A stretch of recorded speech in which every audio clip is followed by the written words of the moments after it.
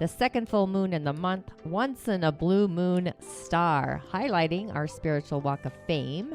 Blessed to bring you your medicine, your personal star, to the planet at this time. There are a plethora of stars integrating awakening that are truly in need of an alternative guidance. Gift and purpose is really at the precipice of this divine timing. And arriving on Wednesday, the 30th of August, at the degree of spirit, our inner spirit, a blue supermoon, water, the ocean, the cosmos, the galaxy, mysticism, intuition, arriving at 9:36 p.m. Eastern, 8:36 p.m. Central, 7:36 Mountain, 6:36 Pacific. Check your timeline when she apexes for you. It's as if we are in the in-between, between spirit and reality, bringing spirit home, seeing spirit in our day-to-day reality, in our inner world. The crown is highly activated along with our high heart. Inshallah and Ashe. It's Mystic Message Monday. Thanks for tuning in. So the messages this week are truly amazing as we're finishing up the season of Leo and we're entering the season of Virgo. So Virgo is the body, it's being embodied, and spirit in Pisces, the earth realm. It's like we're bringing spirit home to this physical reality, or maybe we're becoming more connected to our spirit, our higher self. I did record the full Blue Moon meditation that is actually on the YouTube channel this week. So I just want you to know that it's a long one. We have a lot of cosmic weather happening. We have 6 planets off on holiday. So it's almost like we're recalibrating our different energy centers. It's kind of like a blip in the matrix. But being that Virgo is the body, the high heart, reality, healing, how we take care of our body, being of service to ourselves or others, the single mother. Where are all my Virgos out there? It's the mother-daughter relationships even. I have a Virgo rising, so part of my destiny was actually to be a single mom. It's just what it is. And we are actually in the season of metal or mineral with the quantum energetic skincare line that I use. So you may need to actually switch that up, your skincare routine, to be in energetic alignment within the season. Metal is for dry skin, fine wrinkles, skin that looks white, appears congested. It's the season of life. It's the cycle of life of maturing. We're not quite wise yet, but we are kind of full on mature. It's also the season of the harvest, letting go. It's our large intestine, the lungs, so doing breath work, cleaning out the old to bring in the new, preparing for the winter season. It's like winter is coming. And the moon is entering the season of Scorpio, finishing up in the season of the sun and Leo, and then entering into Virgo season. So Scorpio is our boundaries. This is emotional boundaries. So our feelings, it's our ability to trust, or where we may lack trust. It's things that are deep or hidden, the occult, secrets, protecting. It's a sacred sphere. And on a day where we enter Virgo at the 0 degree, so our shaman's portal is actually activated. Boundaries around our body, our thoughts, the words we use, or secrets even, or words we don't use, things we keep hidden, looking under the rug. And the 8th energetic center, the shaman's portal, that's our library in the sky. And what's fascinating is we have a singer, the singer of healing is the message I pulled as we enter into the season of Virgo. And Virgo is healing. It's healing of the body, healing of the mind, healing in all the things. So just paying attention to our body, what we eat, nutrition, what we ingest, physically, mentally, emotionally, spiritually, what we're digesting. And I did muse about human design. I do follow the moon through the gates as a reflector. It's actually pretty, I would say, curious. I did find that I do get down on me during certain gate activations or where the moon is. We did have a gate 32 earlier this morning. This is the gate of the oracle, the success oracle, early in the morning, however, and change, like success, failure, foresight, change, the fear of failure with the moon in Libra. But the spleen is connected to the root with gate 54, if you follow human design. This is an energy that we can send, or kind of leading, being leadership, successful, community, change. And then we did enter gate 50, the gate of the tuning fork, which is values, harmonies, it's collective empowerment, action to transform, the frequency of your community. Like, are you living your values? This one's on the axis of Libra and Scorpio.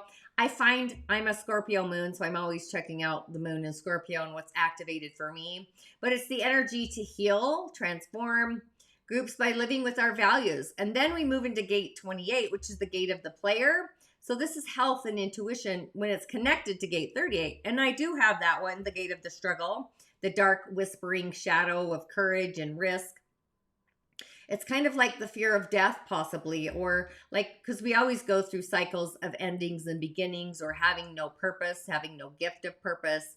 But the energy really is to face the ghost in the darkness in life and be courageous. So everything in our life is there as a vehicle for us to kind of transform or have our own inner transformation. So it kind of activates, and it's kind of time to use that. Another gate is 44. It's the pattern interrupter. This is really connected with Scorpio. So this is actually fear of the past, being alert, seeing patterns from the past, possibly transformation. It's an energy to practice forgiveness and learning from our mistakes. But back to the moon in Scorpio, it's like, what are we ready to cut away from so that we may transform and birth anew? Especially with our body entering Virgo, and Scorpio is kind of a tool, cutting away, transforming. It's the rise of the phoenix, and we definitely have a lot of fires happening. The moon then enters Sagittarius, squaring the sun. That's our emotional foundation, the fourth house. So maybe you feel like remodeling your home, just saying, getting a new wardrobe. But with the moon in Scorpio, emotions tend to run really deep. There's an emphasis on the transformation. There's some intensity there, diving into the mysteries of life. And I've been playing with essential oils, if you haven't noticed. So essential oils that resonate with the moon in Scorpio, specifically the energy of a Scorpio moon. Patchouli. Patchouli is fantastic for grounding, transformative energies. It really assists in navigating the emotional depths or even the debris to facilitate inner healing. Where clary sage, that encourages us to really go inward, having some introspection. And really it helps us to access, I almost said ascend, access or ascend, I guess, our subconscious mind. So it really aligns, aligning with the moon in Scorpio, the depth, the desire for discovery, self-discovery. And of course, frankincense. This one has spiritual and calming energies. It really helps us to connect with the spiritual realm, releasing those emotional blocks, because I am talking about the moon. Where cypress, this is a fantastic one. This one supports transition and change, which then helps navigate all those themes of Scorpio. I kind of like playing with essential oils. My favorites, obviously frankincense, patchouli, ylang ylang, bergamot, etc. But it's about death, rebirth, and transformation, and always going through that through the season of the sun. We hit all the moons, right? But there are some gates in human design that I've been following for a few months now. I believe like 6. So gate 22, if you have this gate, and if you don't have your chart, let me know. I know I'm kind of going off on a tangent, but the gate of grace. And I bring this up because tomorrow, tomorrow we have our fairy godmother, and she talks about healing streams of grace. So it's about elegance and beauty, expression. So some essential oils are flowery ones like rose, geranium, and jasmine to enhance the energy and activate this specific gate. Where 44 is alertness. So it's like, are we being alerted? Are we getting those alert signals, the potential dangers? We can use peppermint, eucalyptus, lemon to help enhance not just mental clarity, but our solar plexus. Another fantastic is gate 55. This is all about embracing the rhythm of life. Frankincense, myrrh, sandalwood, go figure, right? This really helps us to connect with those spiritual aspects of, reminds me of the 3 wise men, just saying. Gate 47, that's a gate of realization, recognizing patterns in our life. So lavender, rosemary, bergamot are fantastic for that one, for clarity, mental clarity, realization. But the lunar gates today, we have 18, which has been kind of working on what's been spoiled. I'm thinking like anything that went rotten, basically. Lemon for cleansing and clarity. Juniper for detoxifying, juniper berry. Cedar wood is another great one for grounding. But gate 48 on Tuesday, when we've got the fairy godmother, is about depth. So you want patchouli for grounding, transformation, vetiver for deep relaxation. frankincense for more spiritual connection. And we do have the gate of intuition, 57 on Wednesday, which really listen to this week's daily snippet, because we've got the singer of healing, and you cannot make this up. And that is what Virgo is. So it's like intuitive insight with clary sage. Lavender is for calming, right, and balance. Sandalwood, another one of my favorites. Spiritual connection, divine connection. And then Thursday, I only picked out some of the gates, not all of them, by the way. But it's the gate of duration, 32. Myrrh for transformation, grounding. Cypress again for transition. Geranium, emotional balance.